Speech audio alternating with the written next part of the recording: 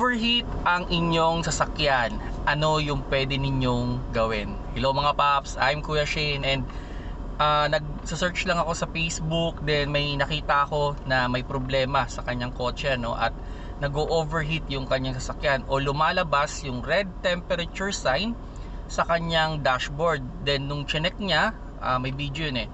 Then chinek niya, may coolant o tumatapon daw yung coolant, pero hindi niya alam kung saan nanggagaling, no? At yun nga, nag-a-ask siya ng help, no, kung ano daw ba o ano ba yung mga dapat niyang i-check, no, dun sa kotse niya. Kasi wala naman siya nakikitang tagas dun sa mga parts, no, pero bakit daw may tapon ng coolant? Okay, ganito yung mga paps, no. Once na nag-overheat ang sasakyan o lumabas yung temperature sign at pinabayaan nyo siya, after ilang minuto yung coolant is kukulo. Pag kumulo yung coolant na yan mga paps, tatapon yan dun sa reserve tank.